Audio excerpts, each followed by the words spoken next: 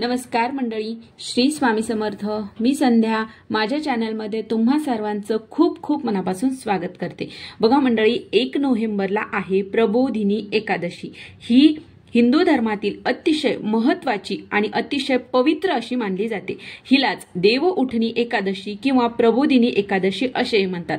तर ही कार्तिक महिन्यातील शुक्ल पक्षात एकादशी असते. म्हणजेच दिवाळीनंतर बघा साधारणपणे 11 दिवसांनी ही एकादशी येत असते. तर बघा, याच एकादशीच्या दिवशी आपल्याला उपवास कधी करायचा आहे, कधी सोडायचा आहे, या दिवशी आपल्याला काय करायचे आहे, काय करू नये, या एकादशीचे महत्त्व काय आहे, या एकादशीच्या दिवशी आपल्याला एक अतिशय प्रभावशाली असा उपाय करायचा आहे. या उपायाने आपल्या घरामध्ये ऐश्वर्य, आरोग्य आणि संपदा लाभत असते. म्हणून आपल्याला हा उपाय करायचा आहे. आता हा उपाय कसा करायचा आहे हे जाणून घेण्यासाठी व्हिडिओ अगदी शेवटपर्यंत पहा. आणि जर तुम्ही माझ्या चॅनलवरती नवीन असाल तर चॅनलला सबस्क्राईब करा. तर बघा मंडळी, या प्रबोधिनी देव उठणी एकादशीचे महत्त्व काय आहे.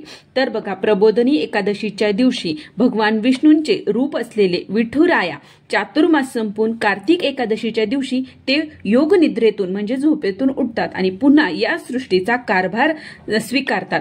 बघा, यामुळे या देव उठणी एकादशीला अतिशय महत्त्व मानले गेलेले आहे. या दिवशी सर्वजण दिवसभर उपवास करतात आणि दुसऱ्या दिवशी म्हणजे द्वादशीला आपल्याला उपवास सोडायचा असतो. म्हणजे आपल्याला 1 नोव्हेंबरला आपल्याला उपवास धरायचा आहे आणि 2 नोव्हेंबरला द्वादशीला आपल्याला उपवास सोडायचा आहे. आणि बघा, या दिवशीच चातुर्मास व्रत ज्यांनी चातुर्मासामध्ये व्रत केलेले आहे. चातुर्मास म्हणजे बघा, आपण आषाढीपासून ते कार्तिकी एकादशीपर्यंत, आषाढी एकादशी ते कार्तिक एकादशी 4 महिन्याचा जो कालावधी असतो. या कालावधीमध्ये बरेच पांडुरंगाचे जे वारकरी आहेत, भक्त आहेत, बरेच जण काय करतात, व्रत करत असतात या 4 महिन्यामध्ये.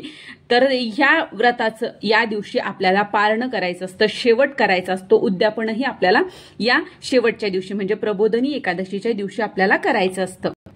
आणि बघा मंडळी, कार्तिकी एकादशीला भगवान विष्णूंना बेल वाहिला जातो. भगवान शंकराला तुळस वाहिली जाते. आपण बघा, बऱ्याच कधीही पाहिलेलं नसेल की भगवान विष्णूंना कधीही बेल वाहत नाहीत.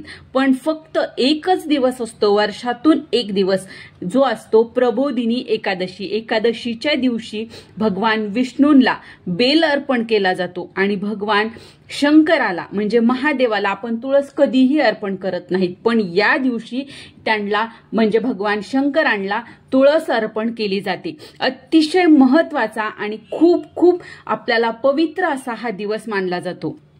आणि बघा, या दिवशी आता आपल्याला पूजा विधी काय करायचे आहेत हे जाणून घेऊ. बघा, या दिवशी सकाळी लवकर उठून आपल्याला शुचिर्भूत होऊन स्वच्छ वस्त्र परिधान करून भगवान विष्णूंची आणि माता लक्ष्मीची आपल्याला पूजा करायची आहे.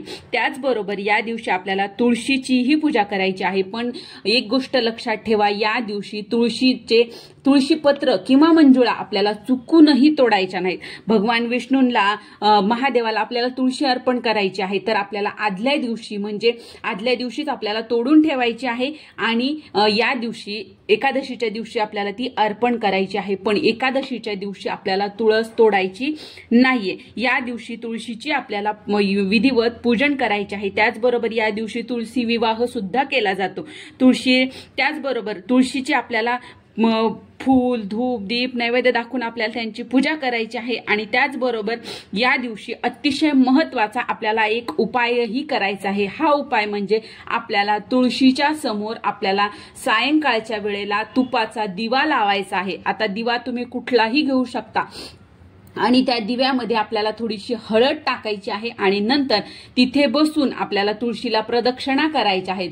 जर तुम्हाला शक्य होत असेल, तुमच्याकडे मोठं वृंदावन असेल, अंगण असेल, तर तुम्ही तिथे प्रदक्षिणा करू शकता. आणि प्रदक्षिणा करताना आपल्याला ओम नमो भगवते वासुदेवाय, ओम नमो भगवते वासुदेवाय या मंत्राचा आपल्याला जप करायचा आहे. बघा, शक्य झाल्यास तुम्ही 108 वेळा करू शकता किंवा तुम्हाला जेवढं शक्य होईल 51 वेळेस, 21 21 वेळेस तुम्ही करू शकता।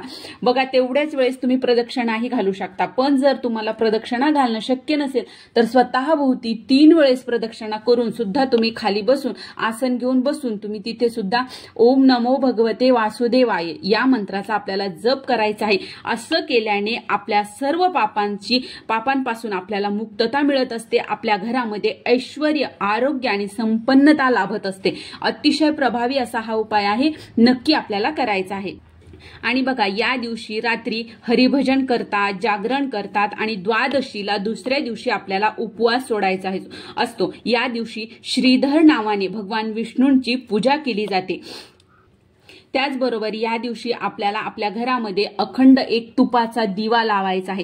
त्याचबरोबर या दिवशी सत्यनारायणाचे देखील पूजन केले जाते। या दिवशी बघा बोरं, आवळा, त्याचबरोबर इतर जे मौसमी फळ आहेत त्यांचा नैवेद्य भगवान विष्णूंना या दिवशी दाखवला जातो। आणि रात्री दारामध्ये पूजेच्या ठिकाणी तुळशीजवळ आपल्याला दिवे, पंत्या आपल्याला लावायच्या आहेत। बघा सागरात शयन करत असलेल्या भगवान विष्णूंना उठून मंगल कार्य आरंभ करण्याची या दिवशी प्रार्थना केली जाते। भगवान विष्णूंना शंख, घंटा वाजवून त्यांना उठवले जाते आणि या दिवशी एकादशीचे महात्म्य आहे ते आपल्याला पठण किंवा श्रवणही करायचे आहे। यामुळे आपल्याला स्वर्ग प्राप्ती होते असं म्हटलं जातं। जर आपल्या घरामध्ये लग्नायोग्य कुणी मुली असतील, मुलं असतील तर त्यांच्यासाठी आपल्याला आपल्या घरामध्ये तुळशी विवाह करायचा असतो। यामुळे त्यांची लग्न लवकर जुळतात आणि लग्नामध्ये कुठल्याही प्रकारचं विघ्न अडचण येत नाही। आता त्याचबरोबर या दिवशी आपल्याला काही नियमांचे पालनही करायचे असते। बघा अनावधानाने आपल्याकडून काही चुका घडतात आणि त्याचेच परिणाम आपल्याला भोगावे लागतात। म्हणून या दिवशी आपल्याला ही काही गोष्टी आहेत ज्या पाळायच्या आहेत। त्यामध्ये बघा या दिवशी आपल्याला चुकूनही मांसाहार करायचा नाही, मद्यपान आपल्याला करायचे नाही, घरात कुणीही करायचे नाही। त्याचबरोबर बघा ज्यांचा उपवास आहे त्यांना तर ठीक आहे, पण ज्यांचा उपवास नाहीये त्यांनी सुद्धा तांदळाचे पदार्थ या दिवशी चुकूनही खायचे नाही। या दिवशी गादीवर झोपायचं नाही। या दिवशी आपल्याला जमिनीवर सतरंजी किंवा चटई अंथरून आपल्याला झोपायचे आहे। एकादशीच्या दिवशी, द्वादशीला बघा आपल्याला तुळशीची पानं चुकूनही तोडायची नाहीयेत। या दिवशी आपल्याला खोटं बोलायचं नाही। या दिवशी आपल्याला कुठल्याही प्रकारचे काळे वस्त्र परिधान करायचे नाही। या दिवशी आपल्याला उपवासाला बरेच जण बघा या दिवशीचा जो उपवास असतो कुणी फळे, दूध खाऊनच करतो, पण शक्य नसल्यास तुम्ही उपवासाचे जे पदार्थ असतात ते खाऊन आपण हा उपवास करायचा आहे। बघा कार्तिकी एकादशीला सर्व देवांचे तेज एकवटलेले असते। अदृश्य भगवंताच्या अस्तित्वाचा पुरावा म्हणजे पंढरपूर। वैकुंठ भुवनाच्या आधीपासून पंढरपूर अस्तित्वात आहे असे म्हटले जाते। बघा पृथ्वीवर फक्त 2च असे तीर्थ आहेत जे कधीच नाश पावणार नाहीत, ते म्हणजे पंढरपूर आणि काशी।